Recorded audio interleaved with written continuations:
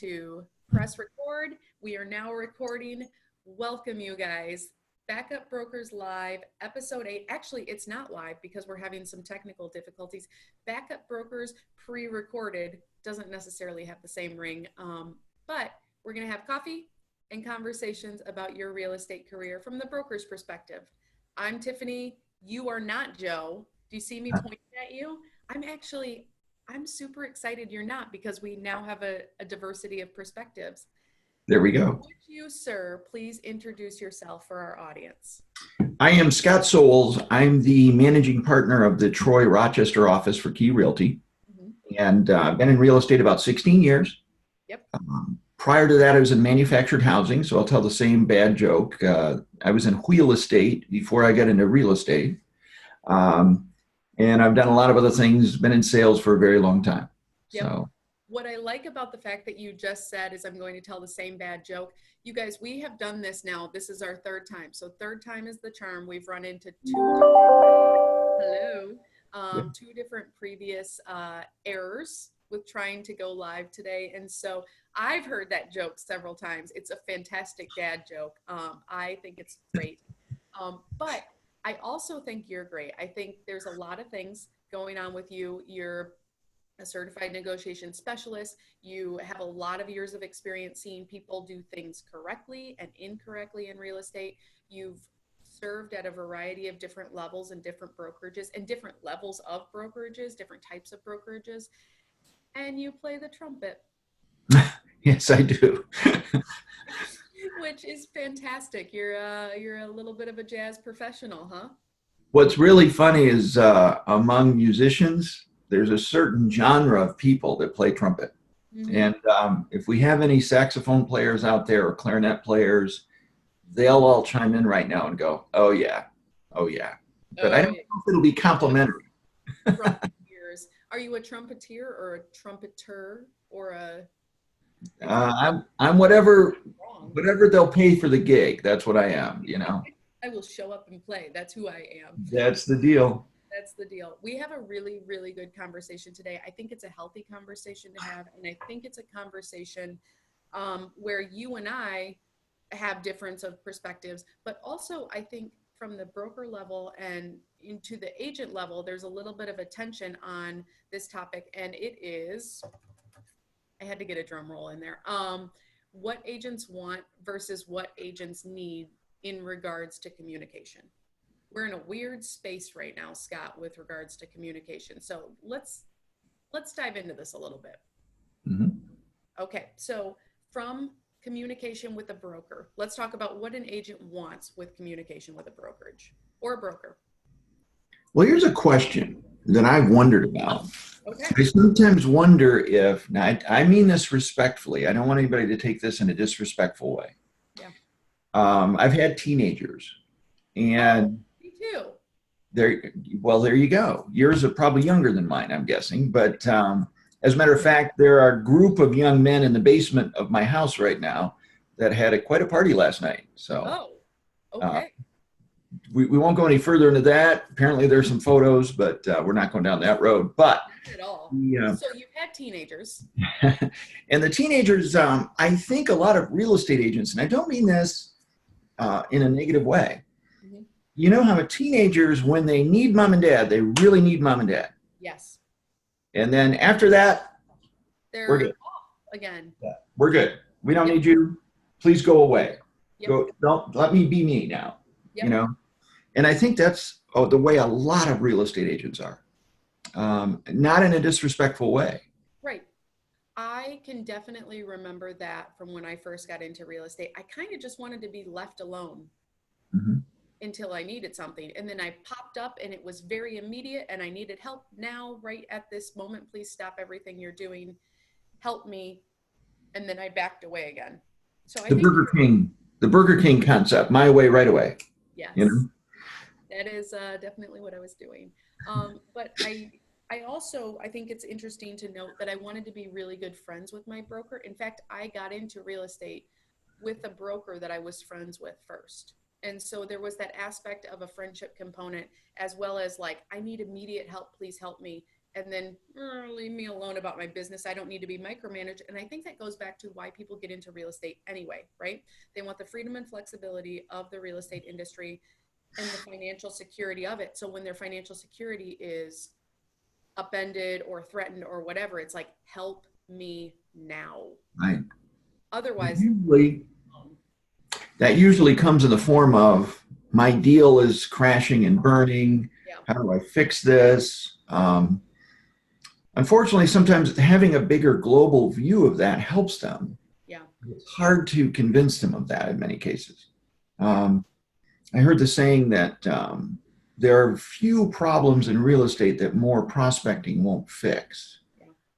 And quite frequently, the newer agent will get so wrapped up into that one sale that they've stopped their prospecting. Everything is on pause while they're working their deal. And then 2 weeks, 3 weeks later, they have nothing to do. There are no deals in the pipeline per se, because they've gone into pause while they struggled through this problem. Yeah, absolutely. I think you could say newer agents. I think you could say existing agents. I really think that first 90 days of what people go through in their real estate career, which you just identified is what people set themselves up for, is what they set themselves up for patterns of behavior. And if you don't get it right, if you don't nail the communication and the prospecting and the success habits in those first 90 days, yes, the rest of your career, until you hopefully don't fail out, but sometimes and most of the time you do, and sometimes it's slower than others, you're just kind of implementing the same things regarding the way that you communicate with people. So we've talked about what agents want for communications. What about successful habits for communication with brokerages or brokers? You know, what's interesting is a lot of the newer agents come into the business having been involved in a structure prior to being here. Yeah. So where they worked previously, there was a structure. And they had to be there at a certain time. They had to do things a certain way. It was a job, most likely. Yeah. And they come here, and there's the wonderful, freedom, right? You have that independence. You can do what you want to do. Unfortunately, that's a two-edged sword. Yeah. It's freedom with responsibility. And the question is whether or not they're going to maintain that responsibility. Right. And treat this as a business job, if you will, and create a structure for themselves, or reach out for help on creating that structure. And preventative help, not crisis help. Yes. I'm drowning at this moment help. I think one of the best ways to set yourself up for success is exactly what you said, this preventative. I'm coming into the office, I'm getting structured in regular training in a classroom style setting where you can engage with other people about what they're doing. And then you go home and you write it down and you stick to it. You actually do what you said you were going to do. And many agents make a mistake of thinking, if I have, an office versus home and all this kind of stuff, and it doesn't really matter. The battle is, you've got about a 6-inch battle in real estate. It's roughly the distance between your ears. It's what are you going to do every day that's going to propel your business forward? Yeah. When you lie, I try to tell new agents, when you lay your head on the pillow at night, the question you want to answer is, how many people did I speak with today that could have bought or sold real estate? And that's going to be the answer to how your day went. Yes, it is. Measuring your success in those daily actions. I have a couple of notes. So I put down what they need for communication with their broker is a formalized orientation process. So going through, making sure that you're connected to the resources of your brokerage, making sure that you know where to look for help if it's 11:30 at night and you can't get a hold of them. Because your broker, if they manage more than one person, is pulled in many different directions. And so you need to know at that moment how to get an answer to your question immediately. And oftentimes they have resources, but it's a matter of, did you know about them? Yes. So I have that. Come to regular training. Again, if we're talking about the management of a brokerage office, a broker has many people they have to talk to, but if they're one-on-one training this agent, and then one-on-one training this agent, then one-on-one training this agent, it's not effective. And then also this one-on-one training doesn't have the expansive conversation that happens when many different agents' perspectives come in. Yeah.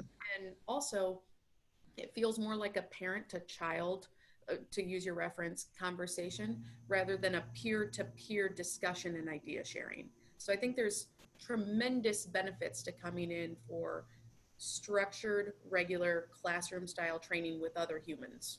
It also, this, you use the word structured. It's a structured, disciplined approach, Mhm. and you're following a system. And you know, the one-on-one thing, it can work, and it, you know, that's been a lot of the history, a lot of brokerages, a lot of the mom and pops. Yeah. Um, but the issue you have is there a is there a path to follow that's clear, step by step? Is it clear? Right. So does the conversation that you and I might have versus the conversation that I might have with a different agent, they would not be the same. And in some ways, it's great that they're tailored to the individual agent. But at the end of the day, you want a consistent product. You know, when you, for example, go to McDonald's, you want to have the same, you want to know what's coming. And you come to a training, you want to know that there's going to be a good information there that's going to be transferred in the correct fashion, if that makes sense. Yeah, it absolutely does. And just to use that example of McDonald's, because I use that example in some of the training that we do, I think that when you replicate the systems that are already being done well, you're going to see higher success, right? You don't go around seeing McDonald's franchises fail all the time because they know exactly what the product is. They know exactly how to implement it. They're not reinventing the wheel, and they're smart about their real estate choices. Like those are all the things you guys need to be, Mm-hmm. right? Absolutely. Absolutely. Last thing I have on here, and this is a very selfish note in regards to communication. I know that's not typically a thing that you're seeing from me, Scott. I saw your face just then. I think that instead of looking at your broker as your best friend, you really need to acknowledge that you're in a business and your broker is in a business. And yes, you can be friendly, and yes, you can be friends outside of real estate. But in the context of conversation and communication with the brokerage representative and also your managing broker, supervisory broker, whatever, you need to have a healthy respect for their time. And then also make sure that you are coming to them with both problems and some suggested solutions. Yes. Just because you're in a crisis at that moment doesn't mean you shouldn't think of 2 or 3 solutions that could be implemented so that you can idea share with your broker regarding them. Otherwise, you're just handing them a problem and being like, fix this thing for me, rather than learning how to go through that thoughtfully in the future. As a broker manager, you want to train the agents to do that. Don't just call me and say, what do I do? Right. You need to call me. Okay. And the first question the broker should be asking is, okay, what do you think you should do? Yeah. All right. What is your plan? So the idea being they come, and what I'd really like to hear when they call is, this is the problem I'm having. This is what I think I can do to fix it. Right. Is there anything, I've given some time and thought to this. I can't think of anything else. Is there anything you can think of that I could add to it? And the best answer in the world to that question is no, you've got it. I think you thought it out. I think that's great. And the agent then walks away empowered. I did this, as opposed to coming to the broker to fix everything. Right. Even as fat as I am, there's not enough of me to go around to do that. Well, and that's exactly it, because oftentimes I'll miss a call because I'm with somebody else or I'm in a meeting or whatever. And so I call them back within 30 minutes and they're like, I got it. But that call, if I was on the phone with them for 5 to 10 to 20 minutes, and I'm not saying don't call your broker. Like, that's not at all what I'm saying. But if you thought through it in 30 minutes and came up with a solution, then I would hope for the same respect of my time so that I can serve more situational management and idea sharing. Like, I'm totally happy to idea share with you, but it's the concept of give somebody a fish versus teaching them to fish. Like, if I'm constantly giving fish all the time and rather than teaching fishing, I'm going to be all the time on, and that doesn't serve the people that also need help immediately. It also doesn't serve the agent. If the training process is come to Tiffany for an answer to everything versus learn how to resolve the issue yourself and get stronger as an agent. Right. You know, the perfect compliment I think I've heard in real estate is if we could drop you in any city in the United States, and within 6 months, you would have a vibrant or positive moving real estate business. You have really achieved success as a real estate agent. You have your systems down. You have your prospecting down. You have your time blocking down. Yep. You know what to do. And I mean, that's not something I want to try, but I have relocated from other cities to do sales jobs in my past. Right. And it's definitely, you know, creating something fresh is challenging, but the concept is what we're talking about. Right. Let's move on to communication with other agents. I think this is a huge one, and you have said something so powerful to me a couple of, it might have been a year ago now, but it's been in my brain almost every single time I think about communication between agents. Is that, and I might be stealing your thunder a little bit by saying it, maybe you were planning on saying this, because it was so powerful to me when I heard it from you. You have 3 sales in the process. You Yes. have the sale of your client to the house, Mm-hmm. yourself to the other agent, and your client to the other party in it. So you have to be mindful of all of those things during the process. And I want to talk a little bit about your communication with the other side's agent. What does an agent want to do in this situation? I think what the story we were talking about was in a multiple offer situation, actually. It's the negotiation training we do. You have 3 separate sales. You have the sale one-on-one agent to agent. You have the sale of the offer itself, price and terms. Mm-hmm. And then you have the strength of the buyer, what we call the buyer resume, right? Right. But as an agent communication, you know, we're commission salespeople, right? Right. I want to get paid. You know, I love Tiffany. I'm not making any money right now. Okay. You know, I want to get paid. There's an old joke I used to tell people. There's 2 rules. Number 1 is Scott gets paid. Mm-hmm. Number 2 is refer back to rule number 1. You know, so I agree with these. if you look at the agent on the other side, the biggest challenge most agents have is they can't think enough of putting themselves in both the other agent's shoes Right. and the other client's shoes. Right. And say, what do they want? What can we give them without giving up too much of our position? Right. But the big thing about it is the other side wants to get paid. They want to know, they want a smooth transaction. They want the same things you want. They want to get paid. They want to have a smooth transaction. They want to look good to their client. They want to get a good review at the end. Right. And your job, whether it's a multiple offer agent situation or not, your job is to convince the listing agent, if you're the buyer's agent, that you are the one that to work with. You want them to start rooting for you. Mm-hmm. Because this one, I know if I do the deal with Tiffany, Tiffany understands the market. Tiffany understands how this deal is going to go. I've got a great interaction with Tiffany. Tiffany communicates the way I want Tiffany to communicate with me. I really want Tiffany's buyer to get this deal. Yep. You can get that communication level set up. It increases your chances of winning that multiple offer situation tremendously. So what are some tactics or tips that you have to do that? You mean like what if the agent doesn't answer the phone? Yeah. So what about that? What do you do if an agent doesn't answer the phone on the other side? I've never heard of something like that happening in my life at all. So what? Little sarcasm there, eh? You bet. I tell a story about there's a gentleman in big oh man, I'm sorry. So many things happening. So just everybody, you need to pause for a moment. Scott is kind of a big deal. So I'm kind of thrilled that you're here right now, but I understand, and you're definitely with your chimes over there reminding me that this is a big deal for me to have you on. So thank you so much again. I really do appreciate you. Didn't bring a lot of money, I'm telling you. Keep that stuff down. Now, what's very interesting as generations have become so critical in real estate. Mm-hmm. You know, interesting. When I started in the business, you know, it was easy to call people on their home phone. Oh, sure. And then their fancy car phone. Yeah, yeah. Whoa, man. Oh, don't talk to me about that. I had a bag phone at $700 a month. Okay, I remember those days. Oh yeah, Yes. but it was you driving down the road. You know, everybody thought you were a doctor or something. It was cool.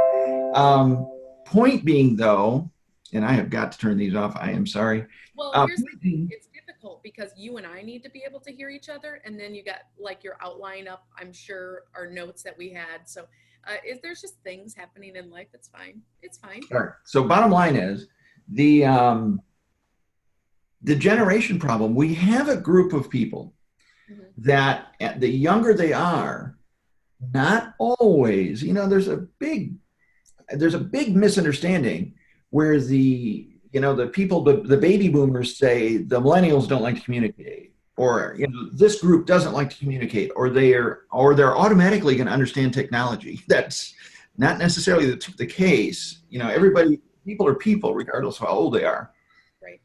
But the use of different modes of communication have changed us a lot. For example, Seattle, Washington had a big issue recently Oh, in that people were texting 911. Okay, this is a real thing. We're not making it up. okay. It's scary. They're texting 911, and some comedians have made fun of this. Yeah. But oh my God, somebody's in the house, and then nothing is happening, and they're not realizing this has to be a call. Yes. So there is a point where we need to communicate, and that's challenging. I'll hear agents say, have you, in a multiple offer situation, have you reached out to the other side? Well, I left them a message. And you're like, that was it? Not communication yet, friends. Yeah, that one message? Not made contact. Right. I mean, and go Just so ahead. everyone knows, I personally hate voicemails. Like, hate voicemails. It's And the last thing you're going to check. yeah, it's the last thing I'm going to check. However, let me tell you what I did, because I realized that there is a span of generations in real estate.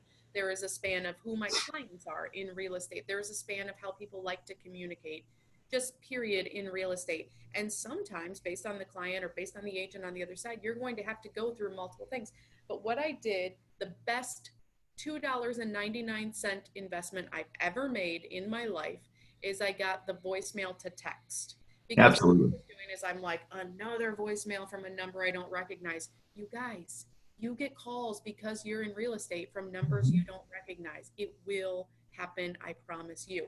So I got the text for voicemail. And so now I can scroll through and see, all right, yes, because I'm much more of a reader. I want to be able to see, and rather than holding this thing up to my head, which stresses me out. But that's why I have a lot of conversations on speakerphone, because this, like, it makes me feel like there's a ball and chain to my face. But anyways, that's beside the point. Voicemail to text. Absolutely. Absolutely. So the example I use is there's an agent. I'm talking a big, big, big billboard agent. If I told you this agent's name, you'd recognize. What's that? You would know him. You would know him in Grand Rapids. Know him. And this is about 3 years ago. And this agent actually personally had listed a house as opposed to his team. And there were, I believe, 13 offers on it. The word that his team used later was relentless. Okay. I wanted to, if we were going to get this house, it was only going to happen because I communicated with a listing agent. Right. But that didn't mean I copped an attitude. See, a lot of buyers agents are like, I texted you. Yeah. And you haven't called me back. Yeah, you know what I mean? It's like, hold it. Yeah. Don't assume negative things. Always have a good positive outlook. Yeah. Don't assume negative things. Right. Assume they're super busy. Because I've personally tried to reach agents only to find out that their mother passed away this morning. Right. I mean, when you call somebody and that they're at a friend's funeral, and it's just not the time for an attitude. I think you'd agree. So the big thing is no attitude. Just be positive, as if this is the first time you tried to reach them. So maybe you called them 27 times today. This is the first time you got through. Hey, Tiffany, glad I got to you. You're obviously very busy. So, just had a quick question about, and then you discuss what you need to discuss. Yeah. But in this gentleman's case, I texted, I emailed, I voicemailed. That was just him. You And then, went of through the course, gamut of communication. oh, but then we started on his assistant and the other people in the office. Then we went back to him. And at 10 o'clock that night, he essentially surrendered. I'm like, what do you want? Ironically, we didn't get the house. Oh, We came in second out of 13 agent offers. We came in 12. We came in second. yeah. But here's the lesson: if he had communicated, his client would have got more money. Well, see. So, it's one of those things where we would have done what we needed to do. So, from a communication perspective, stay positive, Mhm. communicate in multiple formats. Right. Because I know I'm a phone guy. You're not a phone person, generally speaking. So, if I just use my communication vehicle and just force you into my communication mode, Mhm. particularly in that situation, it's not going to end well for me, is it? No, not at all. At all. And then especially if you have an attitude about it because they haven't Yes. responded on your communication style. I completely agree. Going back to this example, I really appreciate multiple offer situations because it allows me to shine. Specifically for the reasons that you've said. You have yourself selling to the other agent that you're going to be the person to work with. So I do everything I can in this process to make myself shine. I step out in all sorts of different ways, absolutely with communication. But when I finally do get a hold of them, I ask them, other than price, what is the seller looking for in an attractive offer? You Because bet. you can identify what those motivations are. And if you can speak to that and coach your clients on writing an offer accordingly, like I've won multiple offer situations where we are not the highest price at all, but it was a Absolutely. divorce situation and they needed more than 30 days possession. So the fact that we wrote 55 days in for possession is what won it because they had no idea where the other one was going. And so you really have to drill down to motivations. And then the other thing that I do, and I love this, is a cover letter. And it's Mhm. not a buyer's letter. You could do a buyer's letter as well, but a cover letter sets yourself up. You include all of the people that you're going to work with on the buyer's team, the inspector, the lender, the title, Absolutely. you, all of that. Here's a quick little narrative. I'm looking forward to working with you. Here's some details about the thing that I don't want you to miss. Like we waived inspections or we've reduced it to 3 days. We're asking Mhm. for concessions or we're not, whatever. You're putting the details of that. And then you say, looking forward to working with you. You sign it, include it in the offer. All of it goes off. And then the sellers are looking at this and they're like, what's this? Does everyone Mhm. do this? Nope. Not only that, let's look at it from the agent's perspective on the other side. Now, I know nobody else is like this, but Scott works really hard, so Scott doesn't have to work. Yep. Okay. I'm the hardest working lazy guy you know. All right. But So you if get, you, what's that? but you have systems. Yeah. So if you send me an offer, and you have done the work for me. I don't have to figure out what the price is. I don't have to dig through because I don't know how many different kind of offers you see, but we've got a Remax over here with I think it's a 10-page offer PA. Oh, wow. Yeah, I mean it's like what's that? I'm sorry. 10 pages is a really involved offer. That's the standard purchase agreement. I'm not talking addenda. I mean it's just nuts. Yeah. Um, so the thing of it is, if you've taken the time, now I need to, I'll emphasize something else in a second, but if you've taken the time to make my life easy, you told me what your offer is, what's unique about your offer. You've told me, so I don't have to dig it out. Now, if we're looking at a team, the admin doesn't have to dig it out, right? Right. The team member. But don't believe for a minute that the team member doesn't have some involvement in what offer is accepted. Absolutely. So if you're dealing with a team on the other side, and you actually sometimes making a relationship. Back in the days of foreclosures, man, I sent roses Yeah. to the admin people for some of these big foreclosure reps. Yeah. I had them on a first name basis. I bet you did. That was a tough time. That's why I winced. Foreclosures. Totally different time in our lives. Anyways, But the communication thing was the same.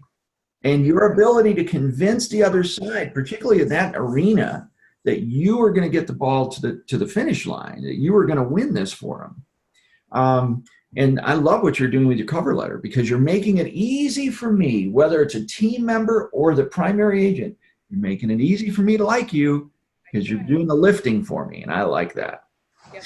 Now, one caveat, make sure you do read through the full purchase agreement, because you do There we not go. want to have a surprise later on. So I'm giving you the bullet points of it. You still need to go over that in depth with your client. Like, don't just rely on what somebody else tells you. Thank you very much. That is exactly what I wanted to make sure I added to, because recently, That was the case. yeah, recently we had one where an agent wrote, smart agent, really sharp, and he knew his purchase agreement really well.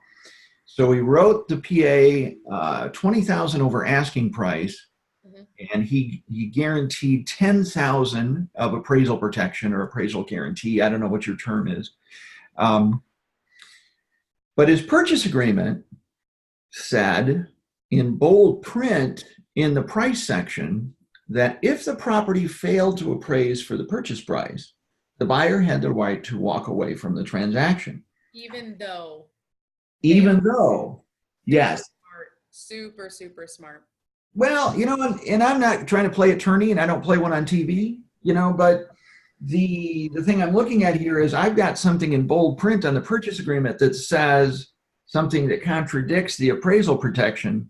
Right. So I'm going, okay, we're going to accept your offer, but we're striking this sentence here or this paragraph pertaining to the appraisal.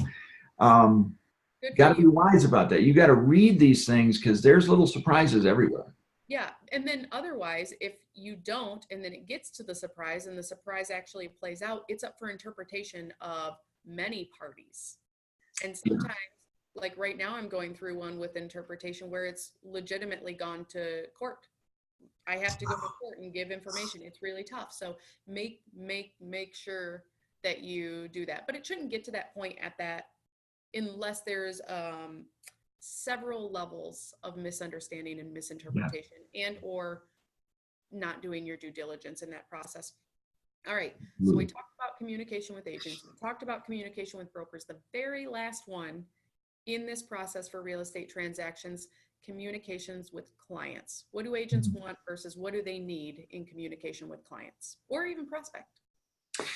The biggest thing is to make sure that what the client expects and what you expect are the same thing. And this doesn't matter if it's a listing or a sale. And then the standard, the old adage of under promise and over deliver always come into play. Absolutely. It's so common for agents to not want to give a buyer agency consultation, not want to have a buyer agency consultation with their prospect. Yeah. And two things I tell the team is if a buyer stands up after you've met with them for a buyer consultation and they thank you for doing this. We've looked at homes with 4 other agents before we got to you. Thank you for taking the time and showing us how this works. Yeah. That's one sign that you're doing it right. Another sign is if it's a first-time home buyer and you're describing what you do as a buyer's agent and they start to look concerned, how much is this going to cost? Yeah. That means you're explaining it right, because they're starting to say, wow, this sounds great. I want this. This is cool. But how much does this cost? And then good news, 9 times out of 10, it doesn't cost you anything, is really a great setup. But the most important thing communication-wise is to know how your prospect or your client wants you to communicate with them. And then make sure that you're both on the same page as far as expectations of what's supposed to happen. Yep. I know that's boring. Everybody wants it to be easy. Of course. And that's the thing, I think. Everybody wants this to be easy. And then what happens is they think the way to make this easy is to avoid the conversation anyway. And you guys are setting yourself up for failure, and you're setting your clients up for unmet expectations and really unnecessary tension between you because you didn't establish the expectations to begin with. And almost always the issue is that 6 inches between your ears that causes you guys overthink it. You're making it weird to have a buyer consultation and agency conversation when really and truly they don't think it's weird. They expect No. they would expect it if they had a contractor come to their home. They would expect it if they went to the doctor to talk about terms ahead of time.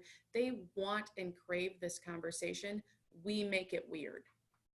We make it really odd. Okay, we have no structure. You know, if you're talking to somebody that lives a structured life, the more structured their life is, the more they're going to value you explaining the structure of how this is supposed to go. Right, right. And then speaking of structure, oh, I'm sorry, go ahead.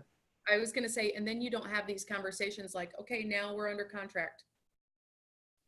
Now what? Like they have no clue what comes next because you haven't educated them. Yes. You haven't had a conversation. Exactly. Yeah. Yep. And then the other side of that too is an expectation. So I've got a client right now that's primary communication vehicle is Facebook. Okay. So I'm watching Facebook Messenger. Sure. I've got an agent that does that as well. So if I hear from this particular agent, it's going to be on Facebook. And you know, that's one of those things that's a bit challenging, but I also look at that's an opportunity for me to stretch it just a touch, Yep. To get away from just the phone, right? And but the thing of it is, if we're dealing with a GM engineer, Mhm. and we're selling an expensive property for them, they live a very structured life. And so if you say to them, we're going to call you Friday morning and give you a weekly update on the stats of your transaction, you know, where you are showing what your feedback has looked like, great. They time block a time for you to talk to them, and they're expecting a call on Friday. Exactly. Doesn't mean they can't call you outside of that, Sure. but they're going to rely on the fact that you're doing what you promised you would do. And it's just can't emphasize enough having that expectation of communication be on the same page. I didn't mean to cut you off though. No, but it's exactly the case. And not just with the client. I really find that that's beneficial for the other side of the transaction agent too. So what I typically do is set up for Tuesdays. Tuesdays seem to be a very good day for me to follow up for existing transactions or prospects that I'm actively working with. Because here's what happens. You get Monday, you got all the weekend, all the stuff that happened, and then Monday they're catching up. So all the parties in the transaction are catching up. So Tuesday is a really good day for follow-up. Call the lender, call the title company, call the agent on the other side, call your client, all of them. And then I had one where I was so persistently calling on Tuesday, even if there were no updates, I would check in with the other side agent and be like, hey, just want to let you know we're still on pace for our timeline here. We did this and this and this week, so we're moving forward. But really no action items for him. I was just keeping him up. He's like, why do you keep calling me? One of my favorite calls, whether it's clients or anybody in the pipeline, say, hey, I'm just calling to tell you, I have nothing to tell you. Okay. I'm just calling to tell you I got nothing to tell you. Everything's on course. Everything's good. I hope everything's going great for you. I just got nothing to tell you. That's a lovely call to make. It's just rapport building. Yeah, and they'll laugh. They always laugh. I'm just calling to tell you I got nothing to tell you, and they laugh because how many people call you and stuff like that. So it can be silly sometimes. I think this has been a really, really healthy discussion. I think it's something that agents can do a little bit better. And this is not me pointing my finger at you. This is me saying we can make this a structured and important part of our day because it's so necessary to what we do every single day. So spend a little bit of time making sure that your systems are in place for communication. Spend a little bit of time. If there is a hole or if people have expressed frustrations with you in the past, be curious on where you can build and do better at. But I, again, want to thank you, Scott. You are a wealth of information, a wealth of just resources. You're amazing. So thank you so much for being on the Backup Brokers today. No question. I'm full of it, Tiffany. No question. Full of everything. Thank you very much. I'll get inside. Thank you very much. It's been wonderful. Any final thoughts? Final thoughts? No, just be here again next week. Tiffany's always got something great to share. And, usually with Joe. So we'll have a little fun. Hopefully we can get guests and fun other brokers that are at Key. So there you go. Absolutely. All right, guys, you enjoy the rest of your day. If you have any comments, please feel free to tag Scott or I below, and we will be happy to answer them. And thank you for your patience with our technical difficulties this morning. Talk to you Thank you soon. much. Take Bye. care.